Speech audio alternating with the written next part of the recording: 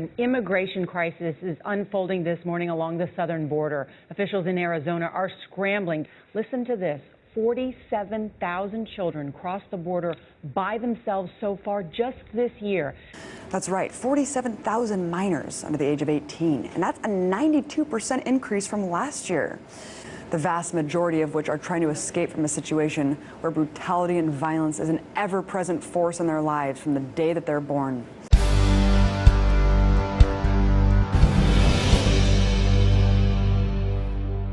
Some people say that mass immigration into the United States can help reduce world poverty. Is that true? Well, no, it's not. And let me show you why. This gumball represents the 1 million legal immigrants that the United States has taken every year on average since 1990. Now, who in the world deserves our humanitarian compassion? The World Bank has one measure of the desperately poor of the world. They make less than $2 a day.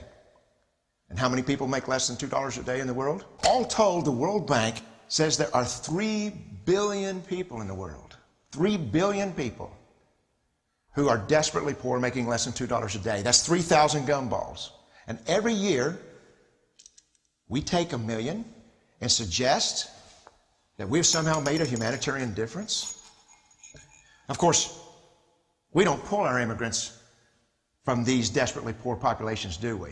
These people are too poor, too sick, too disconnected to make it here as immigrants. We tend to pull our immigrants out of the better off poor of the world. How many people in the world live in countries that have average incomes lower than that of Mexico? And the World Bank tells us that that number is these 3 billion plus another 2.6 billion people. 5.6 billion people in the world who live in countries with average incomes below that of Mexico.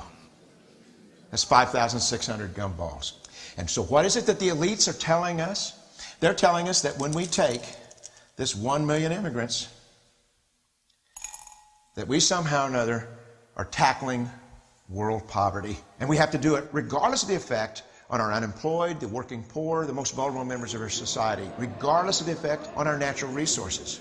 It is a huge humanitarian crisis on the border right now.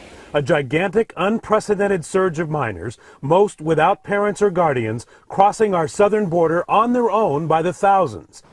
In recent months, border agents in McAllen have seen a surge of women and children who have made the dangerous trek from Central America. What they haven't seen before is the sheer number of unaccompanied children, barely older than toddlers. I've seen them personally as young as 4. I've heard of them out there as young as 2. Captured by the Border Patrol, as seen in these photos taken within the last 2 weeks, they show the teens and younger children packed into fence cages and on hard floors. Advocacy groups today formally complaining to the Department of Homeland Security that 80% of the children had inadequate food and water supplies. Pastor John Torres has been inside the Nogales, Arizona Border Patrol facility.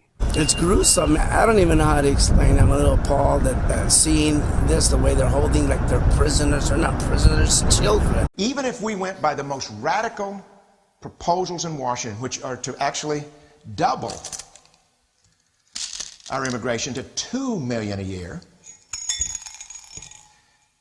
which would totally overwhelm our physical, natural, and social infrastructures, we couldn't make a noticeable difference. And we may be really hurting the impoverished people of the world, because the million that we do take are among the most energetic, often the better educated, certainly the most dissatisfied people that if they did not immigrate would be the agents for change to improve the lot of all the people in these countries.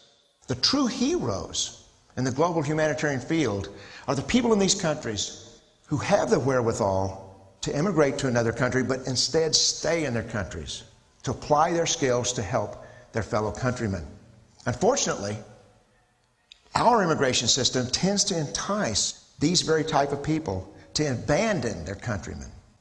The impossibility of making even a dent is actually worse than it looks here. Because last year, when we took 1 million immigrants, these countries added, births over deaths, 80 million more people into the impoverished population. And this year, Congress is bringing in 1 million legal immigrants. And this year, according to the United Nations, these countries are expected to add another 80 million people.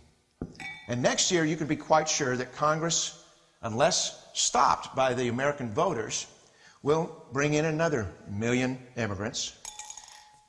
And these countries, unfortunately, will be adding another 80 million people into these impoverished nations. We could take 5 million a year, but we'd never get ahead of what's happening in these countries, not in this century. Undeniably, there is a problem of humanitarian proportions in the Rio Grande Valley sector that we must deal with. Don't you see? Immigration can never be an effective or significant way to deal with the suffering people of the world. Most of the kids crossing the border illegally, this is the Rio Grande, are not from Mexico over there. They're from Central America and are often fleeing violent crime. What's heartbreaking is that these children are viewed as random migrants when really they should be considered refugees. See, nearly 3/4 of them originate from Guatemala, El Salvador, and Honduras, an area known as the Northern Triangle, which is among the most dangerous and violent places in the world. They have to be helped where they live. 99.9% of them will never be able to immigrate to a rich country. There's no hope for that. They have to bloom where they're planted. The only place that 99.9% of these people can be helped is where they live. Let's help them there.